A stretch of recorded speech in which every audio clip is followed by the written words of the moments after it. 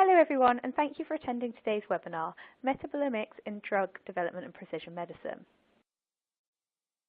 I'm Martha Powell, a digital editor here at Future Science Group, and I'll be your host for today's event. Before I introduce you to our speaker, I'd like to quickly cover a few housekeeping items. Firstly, all the widgets are resizable and movable, so feel free to move them around to get the most out of your desktop space. You can expand your slide area or maximize it to full screen by clicking on the arrows in the top right-hand corner. A copy of today's slide deck and our feedback survey are located in the resource list, and we encourage you to download any resources or links you might find useful. Please let us know your thoughts on today's webinar, tweeting us at Bioanalysis Zone using the hashtag BZWebinars, or simply share today's webinar with your friends and colleagues using the share widget on your screen. Some networks cause slides to advance a bit more slowly than others, so logging off your VPN is recommended. If your slides are behind, pushing F5 on your keyboard will refresh the page. If you have any other technical problems, you can find additional answers to some common technical issues located in the Help widget at the bottom of your screen. Finally, an on-demand version of today's webinar will be available in approximately an hour after the webinar and can be accessed using the same audience link that was sent to you earlier. So, we're delighted to have Tim Bölke, Managing Director at Metanomics Health GmbH and Chief Medical Officer of Biocrates Group, presenting for us today. Tim graduated as a medical doctor from the Free University of Berlin in 1987 and is a certified pharmaceutical physician at the University of Cardiff. He joined the pharmaceutical industry in 1988, occupying various senior research and development and business roles, before becoming Managing Director of Metanomics Health GmbH in 2009, and recently gaining additional responsibility as Chief Medical Officer of the Biocrates Group. We invite the audience to submit any questions they may have for Tim throughout the webinar using the Q&A widget, which is just to the right-hand side of your screen. We'll pose your questions to Tim in a live Q&A session after his presentation, and we'll follow up any outstanding questions offline. So thank you again for joining us today, and I'll now hand over to Tim to start today's presentation.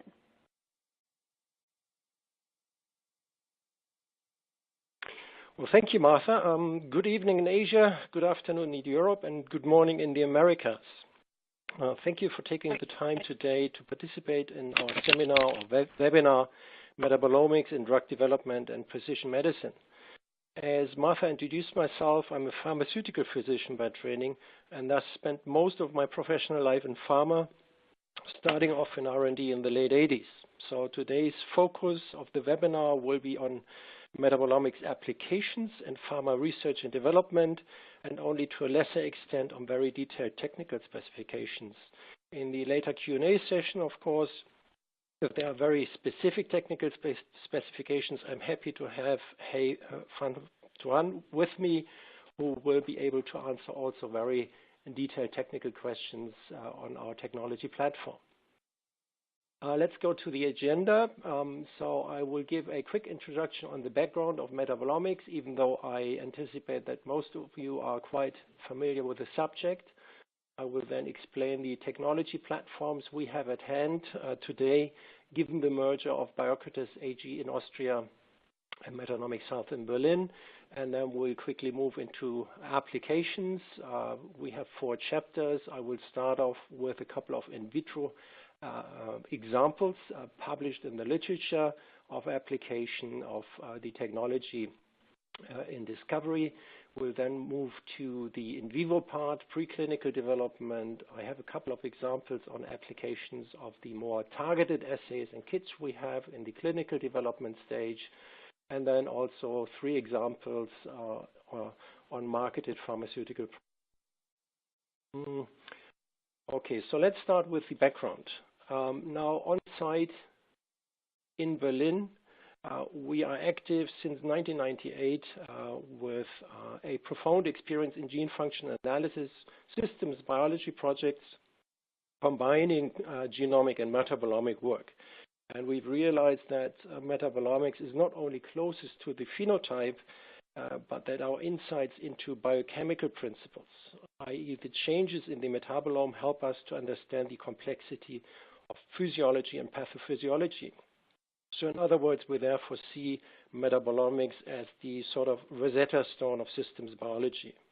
Another important point I have learned since I'm with Metanomics Health in 2009 is that metabolomics is fully complementary and not competing with other omics technologies. And that's something which we should keep in mind. Moving on, I have two quotations from two metabolomics pioneers because metabolomics is rapidly moving from exotic technologies for techies towards a reliable standard research and development tool. On the one hand side, I have a quote by David Wishart from the University of Alberta in Edmonton, Canada, from one of his Nature reviews. And then on the industry side, Donald Robertson, who works for BMS in Princeton in the United States and is there responsible for applied and investigative metabolomics in drug development research. And basically what they state in their reviews is that recent advantages, and that means advances over the past 10 years, the introduction of targeted assays, full quantification, the availability of kits, has led to the fact that metabolomics is becoming a standard technology in drug development, and that it's also coming closer to clinical chemistry performance.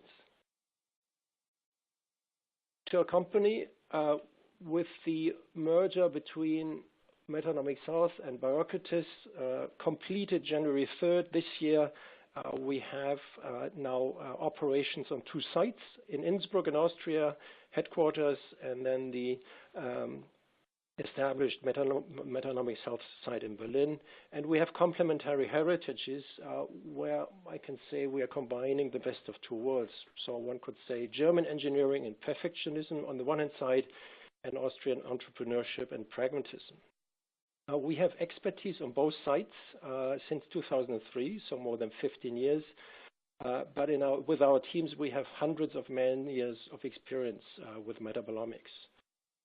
And we offer a range of options for our partners in industry and academia, from targeted assays via kits, or we introduced the first fully quantitative kit already in 2008, and untargeted, unbiased global profiling.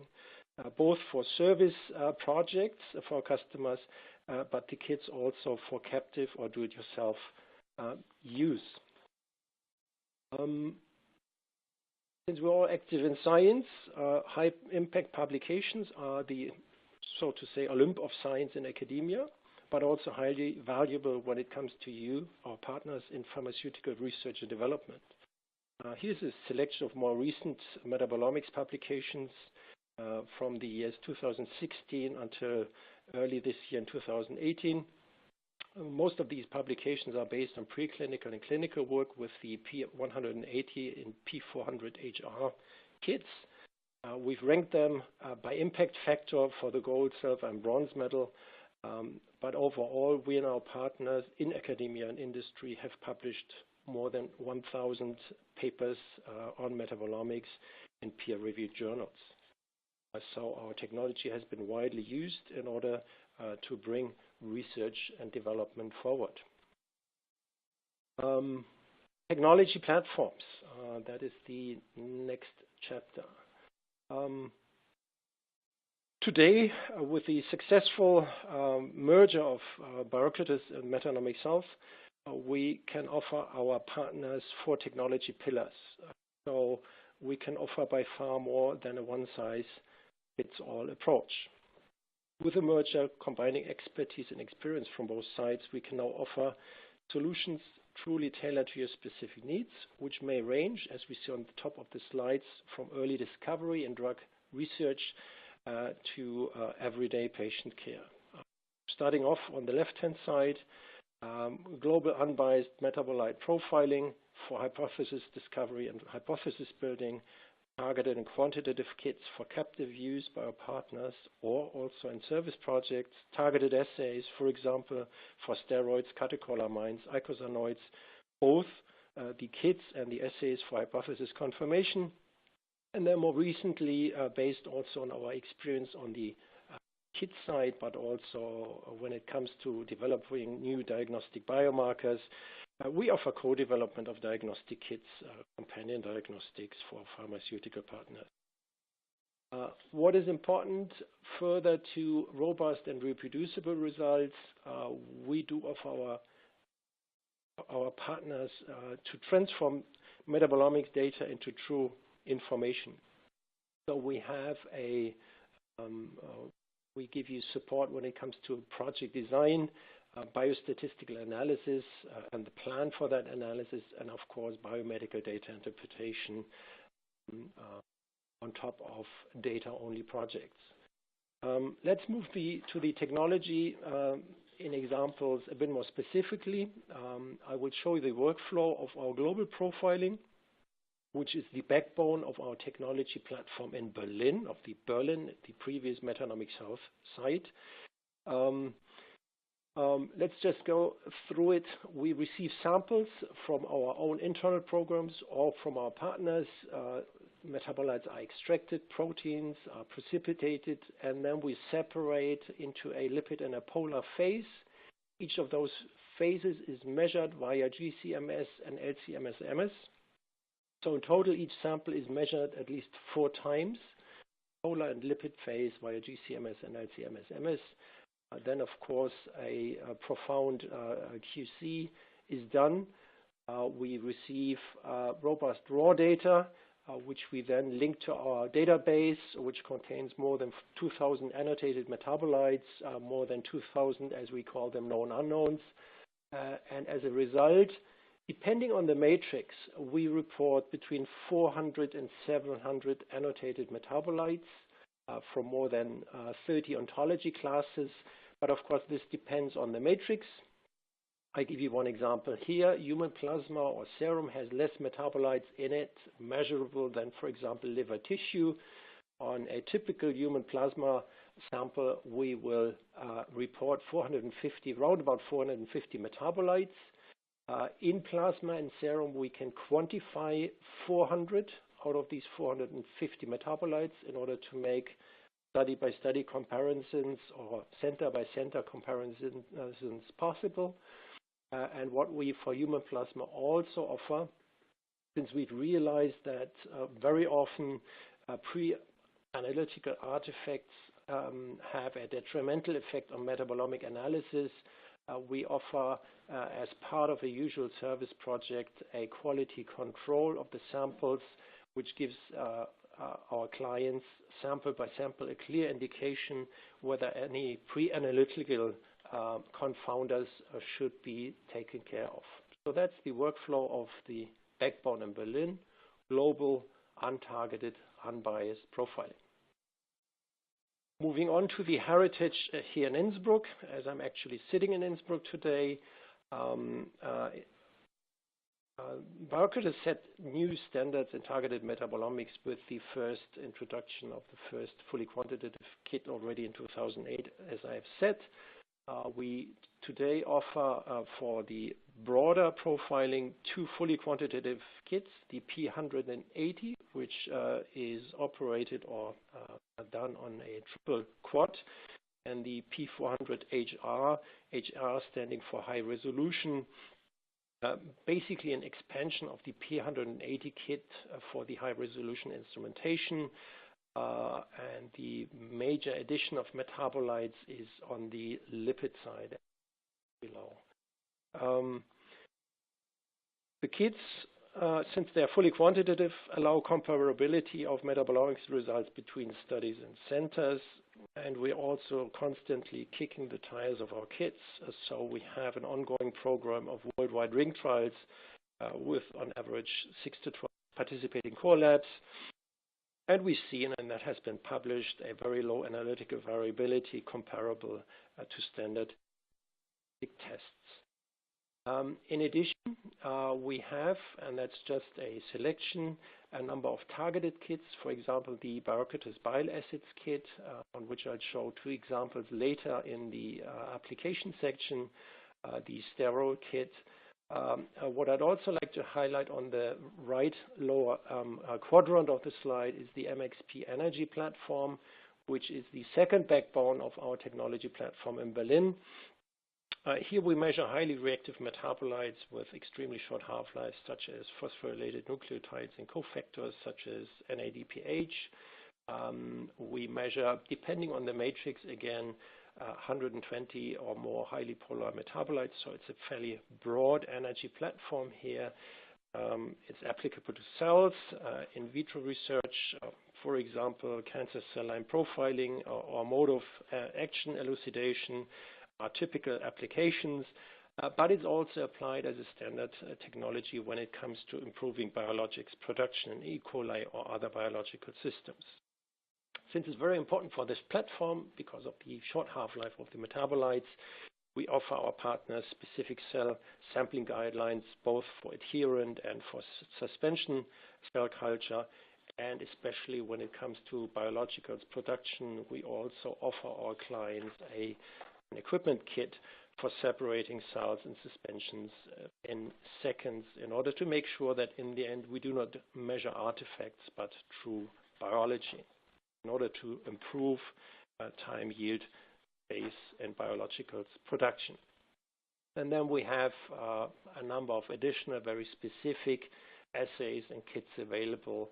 Icosanoids, I've mentioned already, oxysterols, catecholamines.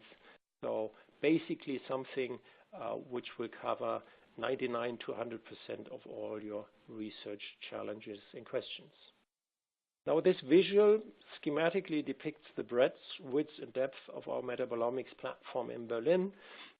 We basically cover all major metabolic pathways with our global profiling, and as stated earlier, we detect between 400 and 700 metabolites with our global profiling platform alone.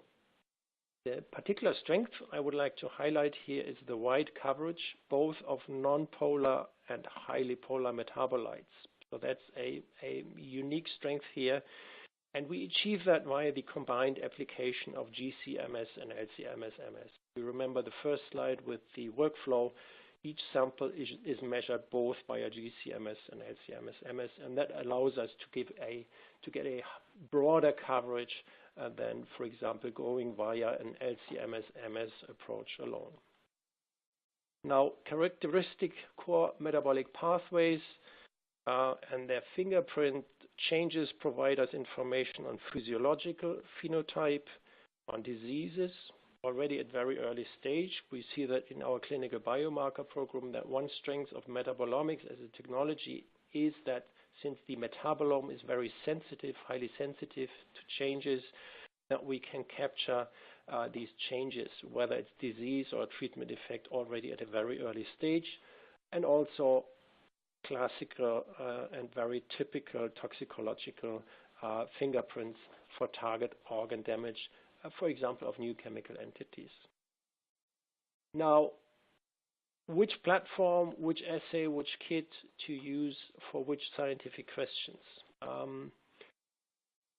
On the top of the slide, I've tried to show the classical value chain of pharmaceutical R&D from discovery over preclinical development, tox, clinical development, approval.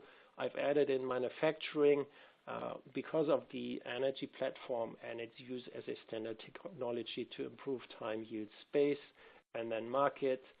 And as a rule of thumb, if you look at the bottom of the slide, as a rule of thumb, you can say unbiased global profiling earlier in research when it comes to hypothesis building, when there are still off-target effects unknown of new drugs, we would rather recommend a broader approach via unbiased global profiling, whereas as we move on in the development phase, there is an increasing need for quantitative targeted profiling and the kits. So that's the rule of thumb, unbiased global profiling early on in development, in research for hypothesis generation, and later on targeted assays and kits to confirm and validate the hypothesis.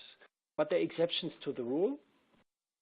I've also got a couple of applications, specific applications. I will not drill on each of those, but there are exceptions to the rule. I will show as the last application example a study which we did for a pharmaceutical client in a phase 4 program of a new chemical entity in respiratory disease, where the idea was to substantiate a positioning of the drug which is actually a me-too drug in this case, and the client wanted to show substantial off-target beneficial effects of the drug versus the established compounds in the class. But that will be described later. So there are always, as always, exceptions to the rule. Now we are moving to the main part, and that's the applications. And I'll start off with a couple of examples in discovery. So in vitro research and application of metabolomics. Okay, the slide moves on. So this is actually a good example showing the value of our broad energy platform in cancer cell line profiling or in vitro mode of action analysis of new cancer treatments. In this case, the question was by a Scandinavian pharma company, mode of action elucidation of a new chemical entity. Now, for confidentiality reasons, the NCE data cannot be shown, but I can show you the data of the generic API at which we looked in addition. As you can see on the upper left quadrant here, PLSDA loadings plot, and you see an upregulation, a striking upregulation of DUMP, and a downregulation of upstream and downstream metabolites of DUMP, which indicates that the mode of action of the comparator drug is the inhibition of thymidylate synthase. So you see in the graph, which I've now clicked on, the steep increase of deoxy-UMP concentrations by a complete blockade of thymidylate synthase and the downregulation of upstream and downstream metabolites. Now, the NCE in this experiment proved to work along a different mode of action, interference with the mevalonate pathway, despite very similar phenotypic effects on the viability of the cancer cells, in this case, DU-145 prostate cancer cells. As I said, the other standard application of the energy platform, for which I have no time today to show examples because the focus is more on pharmaceutical development and precision medicine, is the application in biologicals production in an effort to increase time use space. Now, the next example is an example of a tailored metabolomics method development for a pharma client. So the question here was, by our client, can you expand the energy platform to include all gemcitabine metabolites? So the prodrug, the active, and degradation metabolites, total of 8. And the background for this client was, well, how are these metabolized in vitro systems and, of course, in tissue and in whole organs, whole organisms? What may be the origin of acquired gemcitabine resistance, and can we develop biomarkers suitable for patient stratifications? So this is what we did. We added the 8 metabolites and the prodrug itself, or the 7 metabolites and the method. This is actually published in a white paper already from 2012, and if you're further interested into that as one of the examples of a tailored specific method for a client, which we've now opened, of course, in agreement with the client towards everybody. You can download the white paper from the Metanomics homepage. Moving to the next example, this is a publication now from Caiola and colleagues from the Mario Negri Institute in Italy, published in Oncotarget 2016. The challenge here was to understand the background for drug resistance in non-small cell lung cancer. Here, tested via PI3K inhibition. 2 compounds were given, as indicated on the left hand of the slides, and it's an in vitro experiment. And we looked, or the authors here looked at KRAS mutations and wild type. Since KRAS mutations are considered negative predictive factors for non-small cell lung cancer chemotherapy. Now, in vitro, 2 compounds were given. On top, you see the cell viability with the first compound. On the bottom, cell viability. Second compound, And as you can see here on the viability, and likewise for cell growth and cell cycle distribution, there was actually no difference between KRAS wild type and the KRAS mutant. Now, if we look at the metabolic profiles in this in vitro experiment, which I can show you on the next slide, on top, the KRAS wild type, on the bottom, the graphs for the KRAS mutant, you can see that PI3 kinase inhibition in the wild type suppresses the serine metabolism. Now, serine, as we know, is required for synthesis of nucleotides, proteins, and lipids, so it's a very important essential amino acid. So that seems to be the main mode of action in the wild type non-small cell lung cancer cells. Whilst if you look at the bottom, PI3K inhibition has an impact on the aspartic acids, glutamine and glutamate metabolism, which are all three impaired, indicating in this case with the mutant a totally different molecular mode of action via glutaminolysis and the TCA cycle. So we can clearly differentiate via our technology or the application of our technology. In this case, the P180 kit was used on a triple quad. We can clearly differentiate the molecular mechanism of action of chemical entities in different systems. Moving on, we are coming to the preclinical section, more in vivo research, still in the early development. This is a study which was published in 2015 from Stanley and colleagues, basically from David Wizard's team in Edmonton, the University of Alberta. And it addresses one of the early development challenges. Well, can we somehow explain the mode of action of new chemical entities in preclinical models, for example, via knockout mice, classical model? Now, this is a study which was done in knockout mice, COMT knockout mice, so catechol O-methyltransferase knockout mice, which in these mice leads to hypertension, proteinuria, and fetal growth restriction late gestation. So basically, it's a model which is mimicking preeclampsia. Now, sildenafil is known for its effect to increase fetal growth in preeclampsia models, but it's not really understood so far how this works. And so what you see is that in the COMT model plasma, acylcarnitines, a number of acylcarnitines were increased, glycerophospholipids decreased versus control, sphingolipids decreased, and kynurenine also increased. Now, by application of sildenafil, most of the changes in this knockout mouse model were reversed. So we see a reversal of the metabolic profile under sildenafil. And we see that in conjunction and parallel to the positive effect of the compound on fetal growth. So in an association between the metabolic impact of the compound and in this case, physiological response.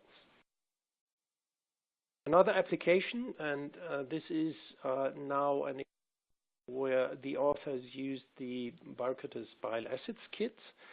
This is actually a publication from Slopjanka and colleagues from Biopharma, published in Toxicology 2017, addressing drug-induced liver injury. Now, drug-induced liver injury, as you all will know, is the most frequent reason to terminate a new chemical entity development in late clinical phases or early market withdrawals. So it's a true challenge in late development, and it's often recognized too late.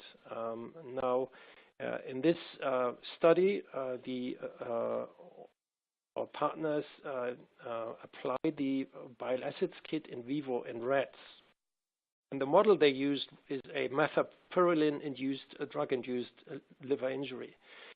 Now, as you can see from the PLSDA plot, the separation between the rats treated with grams per kilogram versus the placebo-treated animals, there's a strikingly clear separation of the two groups.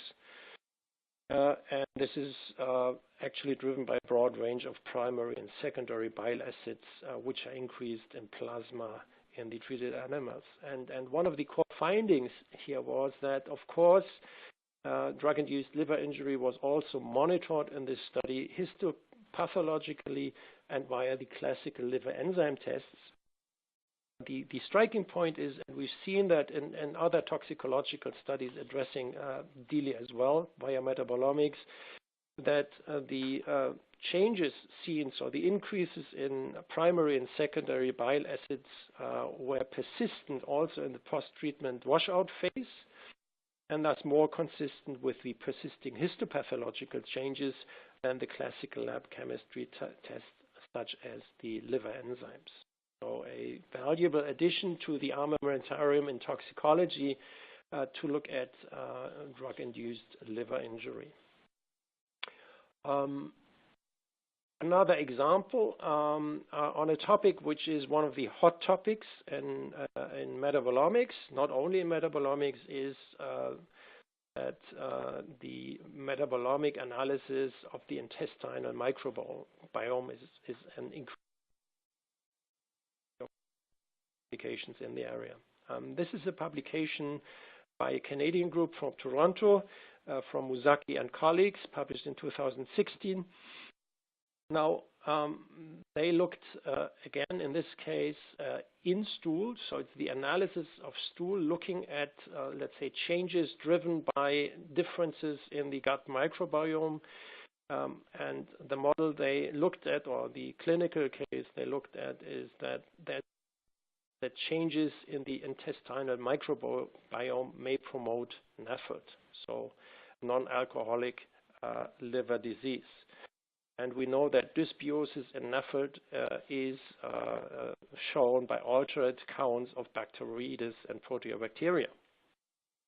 Now, what the authors here did was comparing biopsy-controlled NAFLD in NASH patients with matched controls.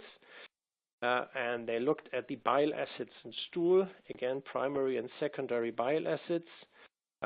There was a very significant increase in overall bile acids in stool in NASH patients.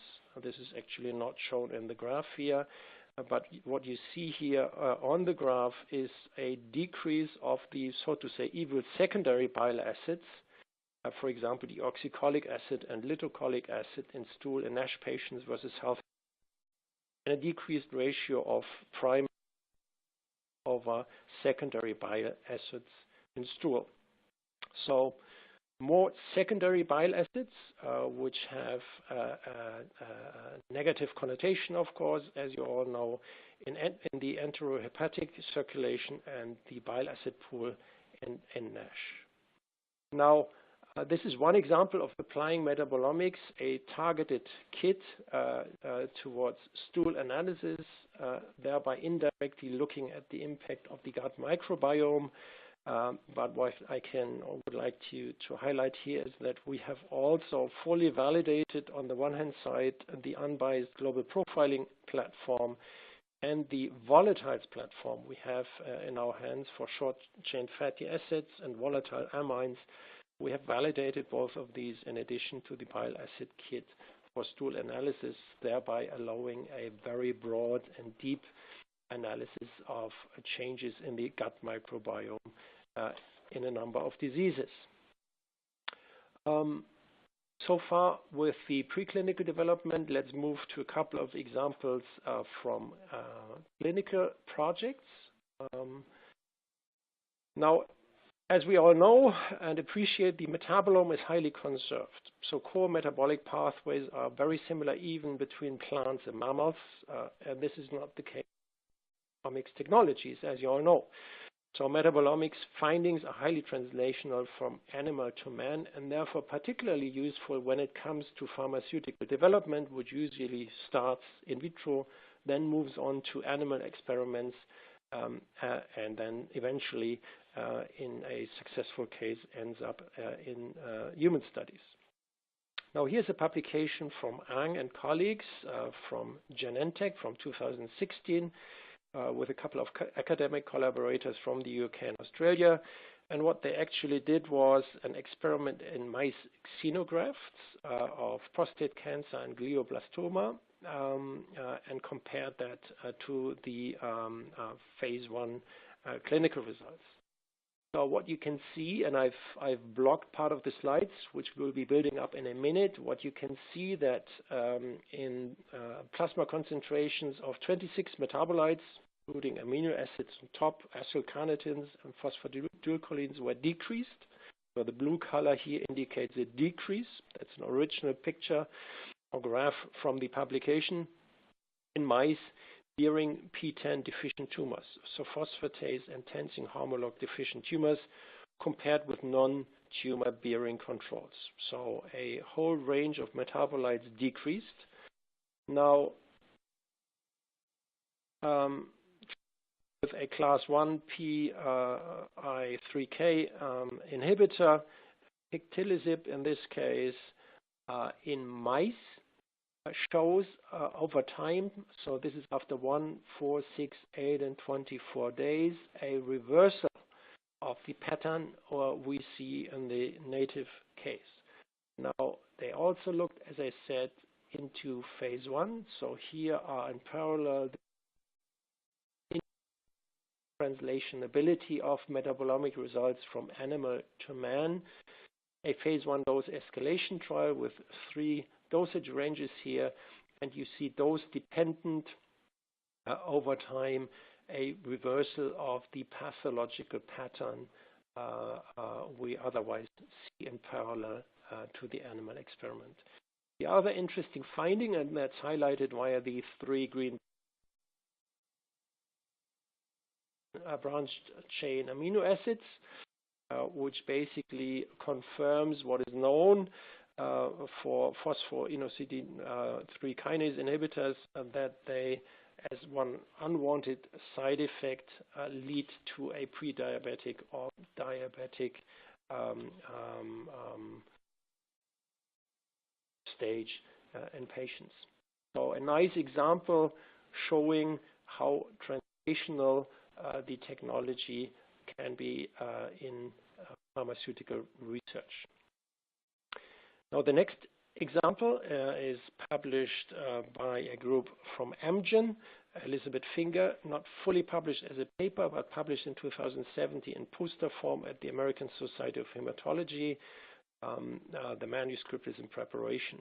Now, topic here was to look at acquired drug resistance in standard of care chemotherapy on the one hand side in acute myeloid leukemia, and also in diffuse large cell B lymphoma, so leukemia and lymphoma. We know that tryptophan catabolism, including the dominating kynurenine pathway, is involved in immune regulation, and that's why the authors here looked with the P180 kit with a particular focus on tryptophan, serotonin, and kynurenine from the same area, pathway area here. Now, the IDO-driven tryptophan catabolization leads to kynurenine, and that has 2 effects on immune modulation. On the one hand side, T effector cells are suppressed, whereas stabilizing T regulatory T cells, formerly known as suppressor cells, are stabilized. And what we can see on top, you see the results from healthy controls, so normals, versus newly diagnosed leukemia and resistant leukemia. You see an increase in kynurenine over the graph. On the lower chart, you see again normal controls or matched controls, and newly diagnosed lymphoma and recurrent lymphoma, and you see the same effect, an increase in kynurenine. Now, clicking on the slide once more, in partial remission and complete remission, we see a trend towards a decrease again to normal levels of kynurenine. And overall, we see a IDO activity which is decreased, and the ratio of kynurenine and tryptophan is decreased in remission patients.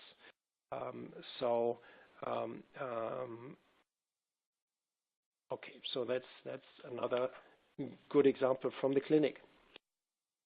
Let's move on to the last and final chapters. 3 more examples I would like to share with you. First of all, a publication by Bhattacharya and colleagues from the University of Arkansas. One of the authors is Rick Beeger from the FDA, multi-center study looking at kids, normal controls, kids who received regular doses of APAP, paracetamol, and APAP intoxication with an administration of more than 150 milligrams of APAP per kilogram body weight. Now, APAP toxicity is the most common reason for poison-related hospital admissions in the United States and for acute hepatic failure in the world. So it's a challenge, a real healthcare challenge. Previous studies in cell cultures have shown that APAP has an influence on phospholipids as building blocks of cell membranes and also in their function as cell signaling molecules. But so far there were no patient data on this available.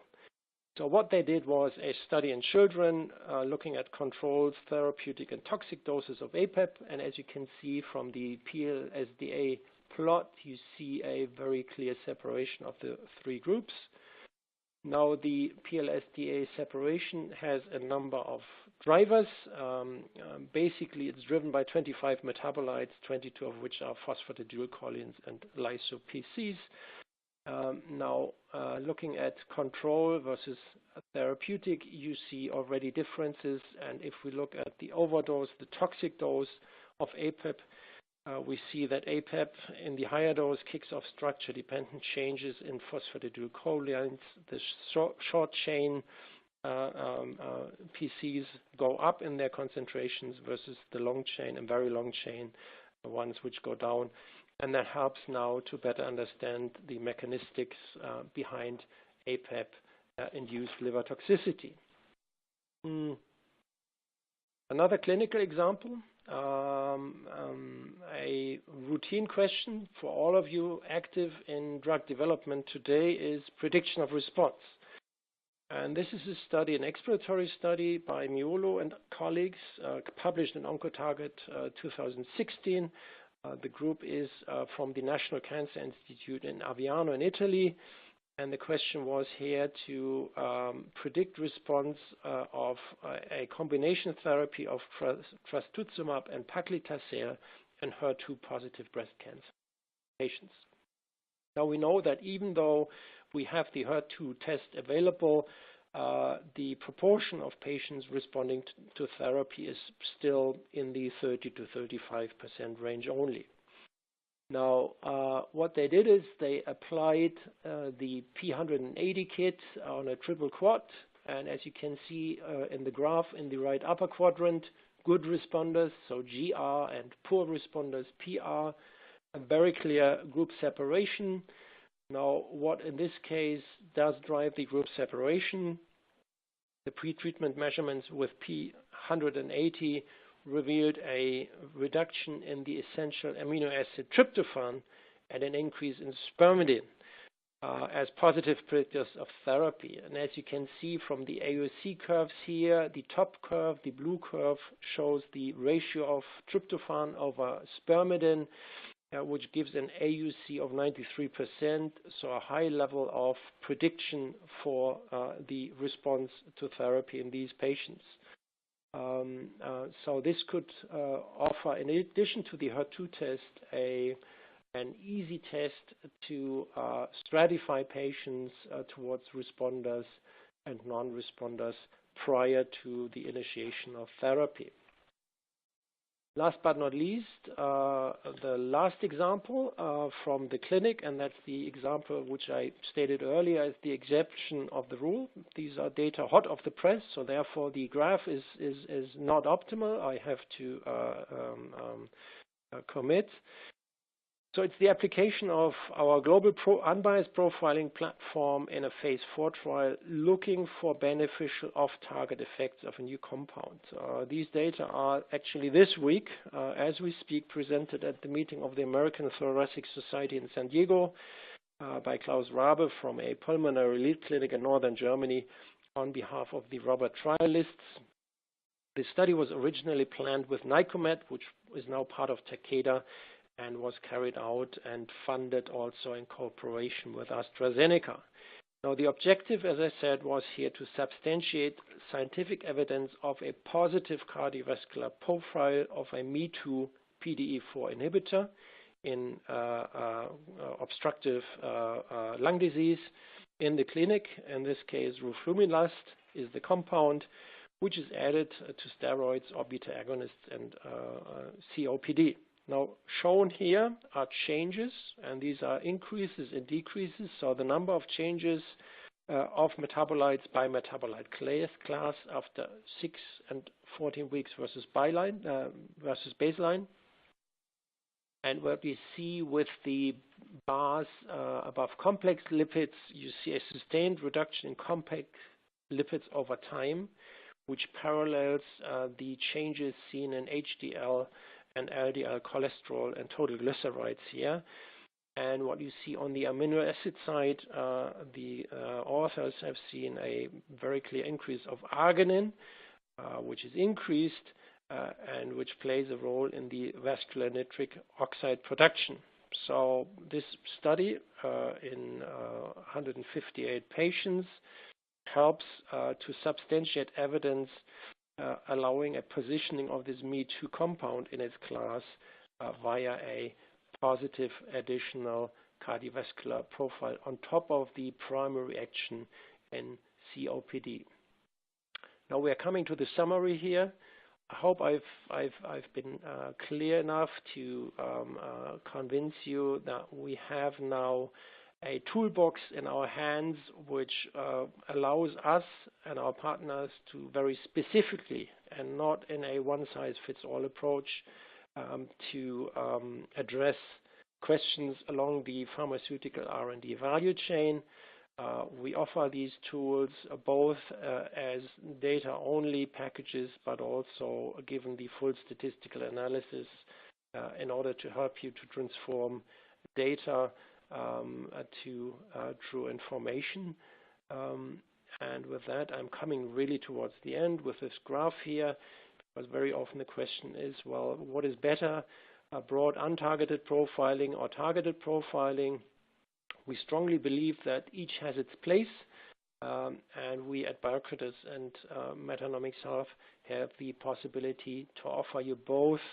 And can you give a true and honest counseling towards using the right technology for the right development challenge? And with that, I'd like to finish off the presentation. Here you find my direct email address, at least, not my phone number.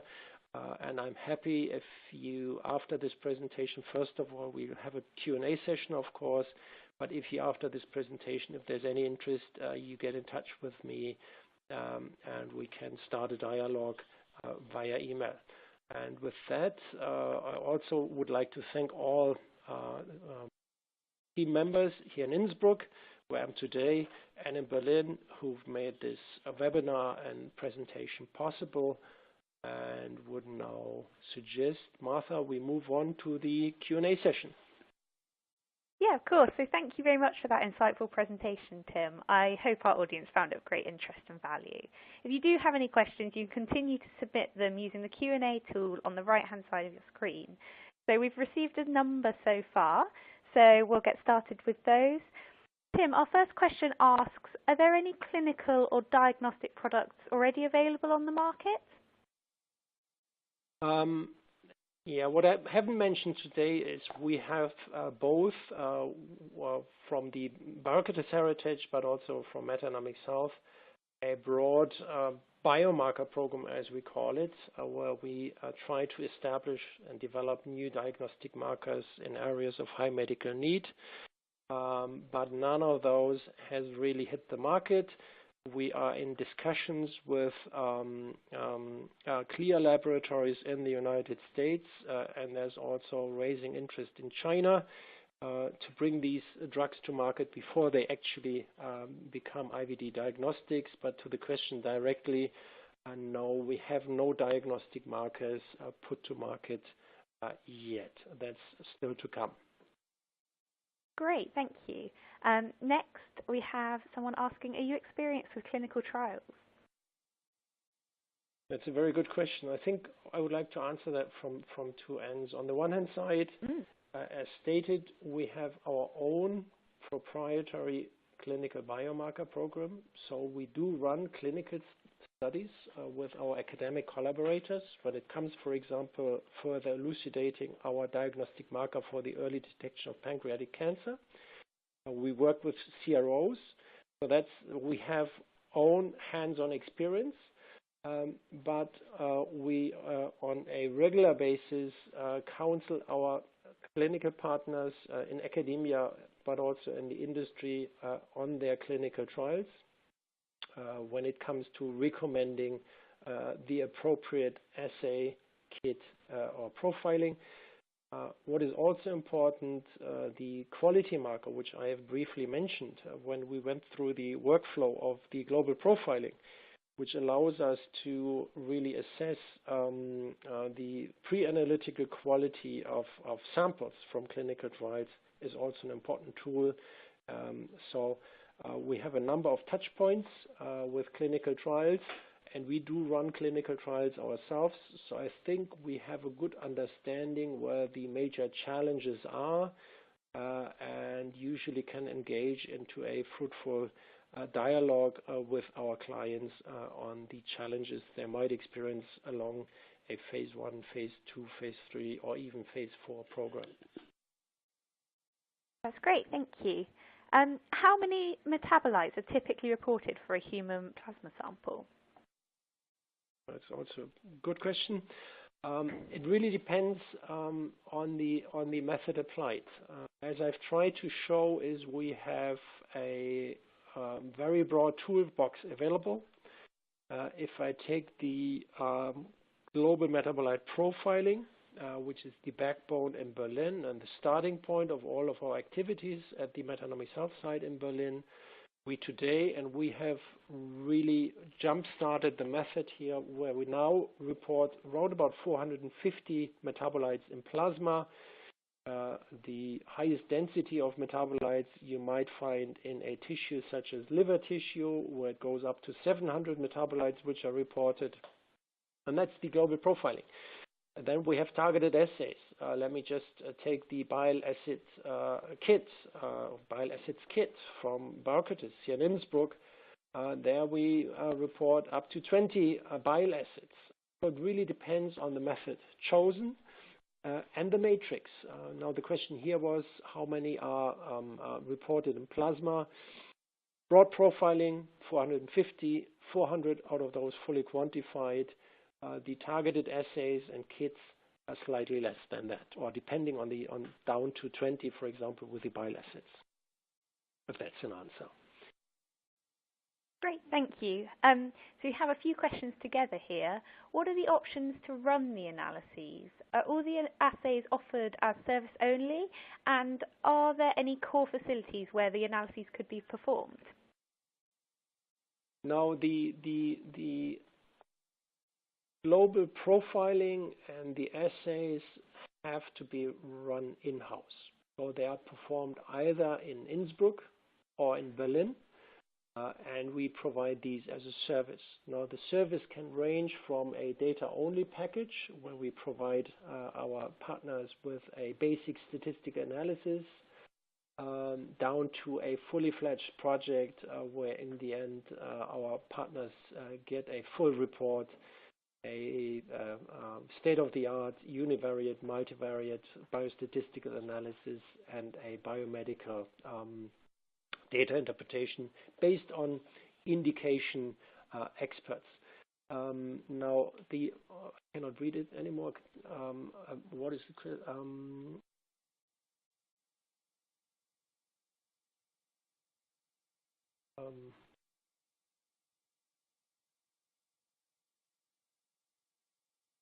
Oh, yeah. Hi, Tim. Okay. Just repeat so sorry.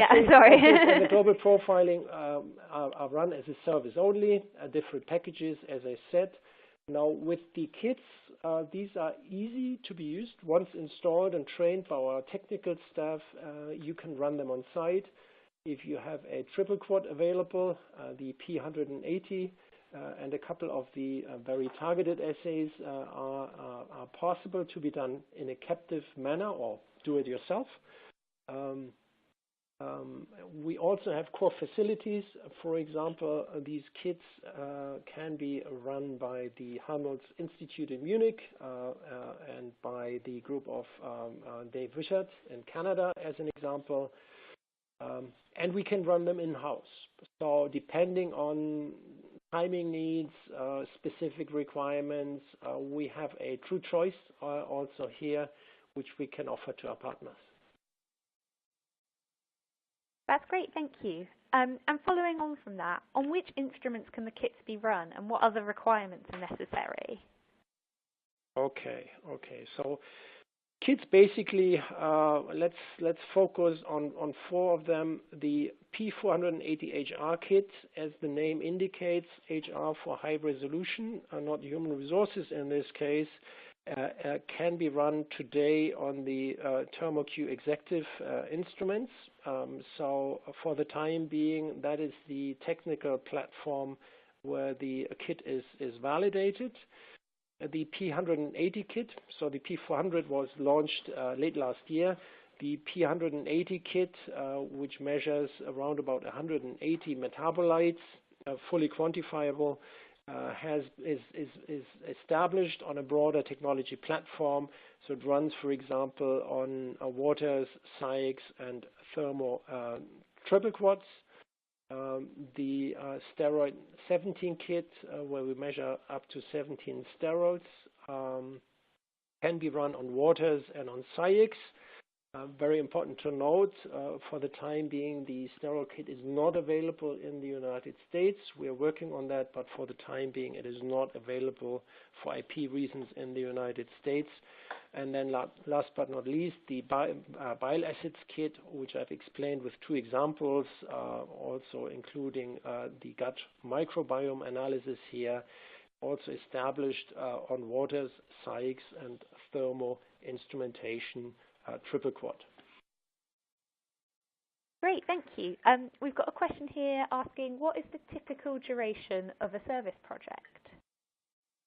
That's a good question. So let me just try to, let's say, describe a typical service project, because the duration, of course, depends on a number of things. How many samples have to be measured? There's a big difference if we get a project kicked off with 100 samples versus projects with 2,000 or 3,000 samples. Of course, analysis there takes longer. It also depends on which assay or kit has to be used. A typical project, let's say 100 to 200 plasma samples from a clinical trial. We guarantee our clients that the analysis starts at least within 4 weeks after receipt of the samples with the complete documentation. With the global profiling as an example, the analysis is finished within 1 to 2 months. The interim report is then produced and the final report is available 3 to 4 months after receipt of the samples. Now, this is the standard. Of course, sometimes there are important time windows for our clients, so it always makes sense if there is a need for a faster performance of a study to take that up with our business development managers in the field, and we'll always try to accommodate specific urgencies of our clients. But let's say the typical project until the final report is finally signed off, also and accepted by our customers, 4 months. Now, data only, for example, cuts out around about 2 months at least. So that's maybe in between 6 weeks to 8 weeks for a data only project. So there's a variation. Yeah. That's great, thank you. So why should the MXP energy platform only be applied to cells, tissue, and whole blood? What about blood plasma? Well, I mentioned that only briefly initially. It's a specific platform where we measure metabolites, highly polar metabolites with very short half-lives. phosphorylized nucleotides, NADPH. Now these have in a biological matrix a half-life of a couple of seconds. And in order to, in the end, measure these metabolites in biological and meaningful, in a meaningful setting, these samples have to be immediately snap frozen. We have guidelines in place, which we provide to our partners in order to make sure that they are in a position to really prepare these samples within a few seconds, even for cell cultures, for example, in suspension, that is necessary. Because otherwise, you can always measure these metabolites, but if the sample is only put into the freezer 5 minutes, 10 minutes after it has been taken, you can measure artifacts and you will no longer measure biology. Now, plasma is a matrix which takes its time to get. So to prepare plasma from blood takes too long in order to really in the end have a sample available where it makes biological sense to actually measure these energy metabolites in that matrix. So the limitation here is really how fast can I prepare a sample, and that limits the meaningful application of this high value platform. So that's the reason behind it. Fantastic. I think we can take one last question. I think we. Yeah, I was going to say, I think this is the final question, I think. When should I choose the MXP Global Profiling when there's the P400 HR kit instead? That's a very good question. I mean, it depends on a couple of parameters. For example, unless you have a high-resolution thermal instrument in your lab, you may not use the P400 HR kit. So it depends on your technical capabilities in the lab, whether you can actually do the kit yourself. We would offer, however, the kit also as a service, so we could do that as a service project versus global profiling. I think it really depends on the project specifics. One of the differences between the two is there are many differences, and we would counsel our partners really in detail on the pros and cons of each platform. One of the big differences is if there's a particular interest into polar metabolites, the coverage of the global profiling is broader. And in plasma, we have a tendency, while we see 450 metabolites, for example, with global profiling versus the P400, so there's slightly more metabolites in that particular matrix. Again, as in many of the other questions asked beforehand, it depends on the project. I think the good news for our partners out there in academia and industry is that given the merger of Biocrates and Metanomics salts, they now really have from the same supplier, because we're one company now, a true choice between all technical tools available. That's great, thank you. I'm afraid that's all we have time for today, so we'll address any other questions offline. But if you do have any questions for Tim, please feel free to send them in to webinars@bioanalysis-zone.com. So I'd once again like to thank our wonderful presenter, Tim, as well as you, our listeners, for your time and your questions. So if you'd like to let us know your thoughts on today's webinars, please feel free to complete our feedback survey in the resource widget or to tweet us at BioAnalysisZone. Don't forget to visit us at www.bioanalysiszone.com for more webinars. Thank you again for attending, and goodbye. Also from my side, thank you very much for attending today, and hopefully you will get back in touch with us in the future. Bye-bye.